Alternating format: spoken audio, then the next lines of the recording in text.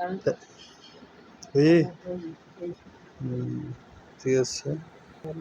আজকে আলু ভর্তা করব। আলু ভর্তা মোটামুটি আমরা ওই ছুলে ফেলছি, সব কিছু করে ফেলছিলাম, ওগুলা ভিডিও করতে পারি নাই, মোবাইলের চার্জ ছিল না, তাই এই দেখেন এখন তেলে দিব, ওইটা আপনাদেরকে ভিডিও করে দেখানোর চেষ্টা করব। মা শুরু করেন। আলু ভর্তা, পেঁয়াজ, এটা কি গোটা মশলা, এরপর লবণ, হ্যাঁ পোড়ামরিচগুলো আগে তেলে ভাজতে হয়, তেলে ভাজার পরে এরপরে মচমচে হওয়ার পর তারপর হচ্ছে ইয়াতে দিতে হয় আলু ভর্তাতে, কারণ ওই কাঁচামরিচ দিয়েও খাওয়া যায়, কিন্তু আমরা বেশিরভাগ ওই শুকনো মরিচ দিয়ে খাই। আর তেলে না ভাজলেও লবণ লাগবে, ঠিক আছে লবণ এভাবেও খেয়ে ফেলতে পারে অনেকে, এভাবে খেয়ে ফেলে, কিন্তু আমরা তেলে ভেজে খাই। চলেন তেলে কিভাবে ভাজে সেটা দেখাবো।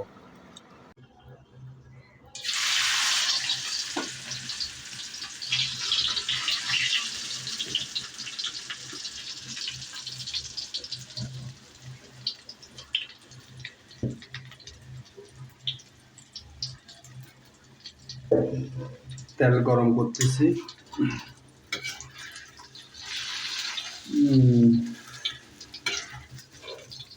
মা তেল দিলে কি খালো না দেখবো এখন, তেল দিলে আলাদা মজা, খালাইলে কি এমনি আমাদের তেল দেওয়া ছাড়া আমরা খাই না, তেল দিলে অন্যরকম একটা স্বাদ চলে আসে আলু ভর্তার মধ্যে।